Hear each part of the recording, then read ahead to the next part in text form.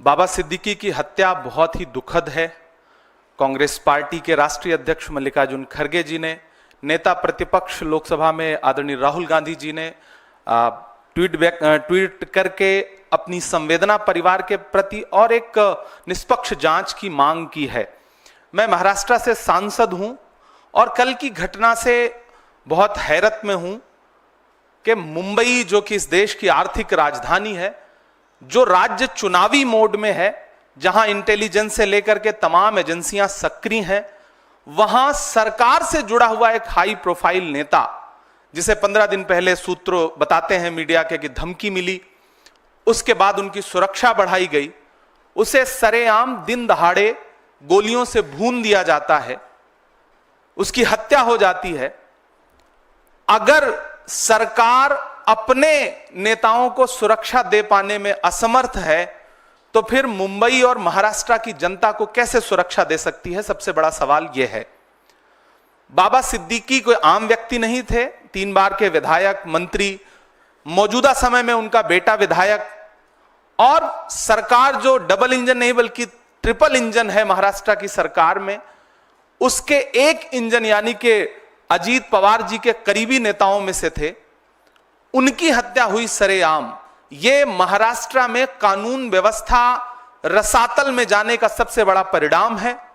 इसकी जिम्मेदारी सीधे सीधे भाजपा के देवेंद्र फडणवीस जी की है। मुख्यमंत्री जी से ज्यादा गृहमंत्री की जिम्मेदारी है। मैं तो यह कहूंगा गृहमंत्री को आगे बढ़कर के जिम्मेदारी लेनी चाहिए। महाराष्ट्र में कानून व्यवस्था बुरी तरह से विफल है। बदलापुर से बांद्रा तक आप जहां भी देखेंगे महाराष्ट्र में ना तो बच्चियां सुरक्षित हैं, ना बेटियां सुरक्षित हैं, ना व्यवसायी सुरक्षित हैं, ना राजनेता सुरक्षित हैं।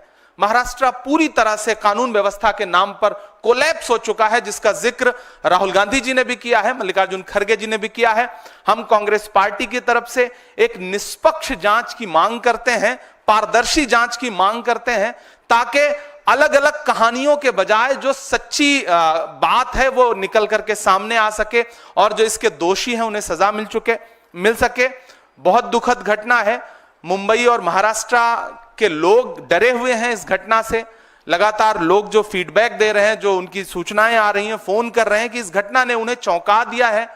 और पुलिस पूरी तरह से, जिस दिन सड़क पर हो, दशहरे का दिन है, त्योहार का दिन है, जिस दिन सुरक्षा व्यवस्था बहुत ज्यादा सड़कों पर होती है, पुलिस के हाथ में पूरी तरह से सुरक्षा व्यवस्था होती है, सजग होती है पुलिस, उस दिन इस तरह की घटना होना, हत्यारे रेकी करते हैं, रेकी करने के बाद हत्या करते हैं, खुलेआम चैलेंज करके हत्या करते हैं। यह सरकार के इकबाल पर गोली चलाई गई है, कानून व्यवस्था के इकबाल पर गोली चलाई गई है और अंततोगत्वा हत्या हो गई। पुलिस रोक पाने में नाकाम रही। तो मुझे लगता है कि महाराष्ट्र के गृहमंत्री को जिम्मेदारी लेनी चाहिए, उन्हें इस्तीफा देना चाहिए। महाराष्ट्र की जनता यह कह रही है और कांग्रेस पार्टी की तरफ से हम यह डिमांड करते हैं कि एक निष्पक्ष कमेटी बनाइए, जांच, जल्द से जल्द जांच रिपोर्ट महाराष्ट्र के सामने, देश के सामने आए, ताकि महाराष्ट्र के लोगों का डर खत्म हो सके। हम इस दुख की घड़ी में जिशान सिद्दीकी जो विधायक हैं महाराष्ट्र असेंबली के, हम उनके प्रति अपनी संवेदना प्रकट करते हैं, बाबा सिद्दीकी के परिवार के प्रति अपनी संवेदना प्रकट करते हैं। एक हाई प्रोफाइल व्यक्ति जो समाजसेवी भी था, जिसे मुंबई पहचानती थी, ऐसे व्यक्ति का मर्डर बहुत ही चिंता का विषय है, बहुत अफसोस का विषय है। हम दुख प्रकट करते हैं। आपके सवाल आमंत्रित हैं अगर सवाल हो तो। जी।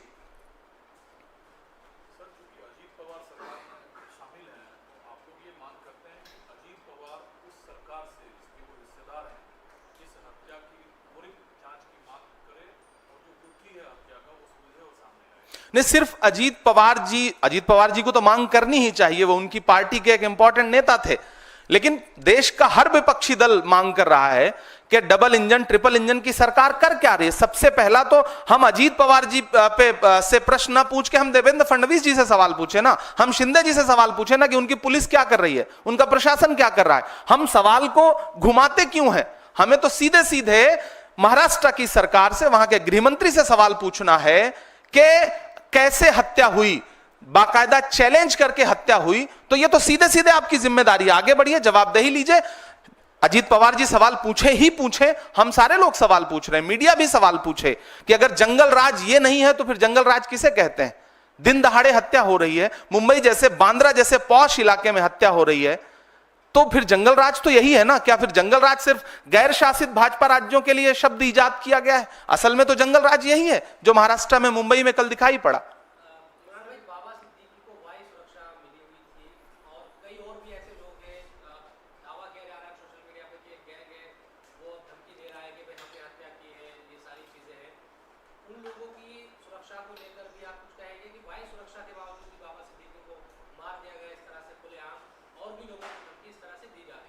नहीं, सबसे पहले तो मुंबई के आम जनता, मुंबई कर जो है, उनकी सुरक्षा की चिंता है इस घटना के बाद, कि जब इतना हाई प्रोफाइल नेता चैलेंज करके मार दिया जाता है तो आम आदमी का वहां पे क्या हश्र होगा, आम मुंबई कर क्या सोच रहा होगा, उसकी सुरक्षा कैसे करेगी महाराष्ट्र की सरकार? पुणे गैंगरेप हो, बदलापुर की घटना हो, या फिर थाने के अंदर घुस करके गोलीबारी करना हो, या फिर लाइव फेसबुक पर गोली मारना हो, महाराष्ट्र में ये घटनाएं हुई है पिछले कुछ महीने में।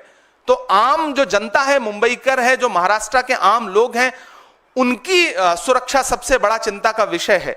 दूसरी महत्वपूर्ण बात यह कि सोशल मीडिया पे कौन क्या जिम्मेदारी ले रहा है? मुझे तो लगता है कि गृहमंत्री को जिम्मेदारी लेनी चाहिए, उन्हें आगे आकर के इस हत्या पर खुद अपने कदम पीछे ला करके कहना चाहिए कि जवाबदेही मेरी बनती है, मैं इस्तीफे की पेशकश करता हूं, क्योंकि मैं महाराष्ट्र के लोगों को सुरक्षा देने में असफल रहा हूं। सच्चाई तो यह है। बाकी उसकी भी पुष्टि करना, जो सोशल मीडिया पे पोस्ट तैर रही है, उसकी पुष्टि करने का काम भी तो महाराष्ट्र प्रशासन का ही है, मुंबई प्रशासन का है। प्रशासन क्या कर रहा है, सबसे बड़ा सवाल यह है।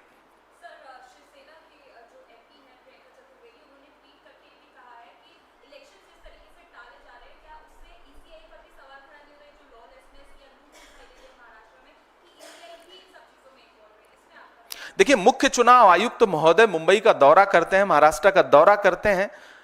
मुख्य चुनाव आयुक्त टीम के साथ अगर किसी राज्य में जा रहे हैं तो इसका मतलब इलेक्शन मोड में है राज्य, सारी एजेंसियां सक्रिय हैं, सारी एजेंसियां इलेक्शन मोड में हैं।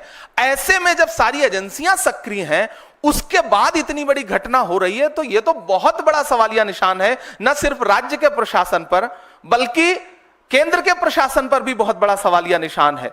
तो मुझे लगता है कि प्रियंका जी ने जिस संदर्भ में यह बात कही है, महाराष्ट्र के, झारखंड के इलेक्शन जिस तरह टाले गए, तो मुझे तो सरकार से, महाराष्ट्र की सरकार से पूछना है, भाजपा सरकार से पूछना है कि क्या आप इस तरह से चुनाव का आगाज कर रहे हैं, खूनी आगाज कर रहे हैं महाराष्ट्र में, जो कल्चर नहीं है, जहां राजनीति में बड़ी शुचिता और बड़ी सादगी है, वहां आप इस तरह से एक चुनावी आगाज कर रहे हैं।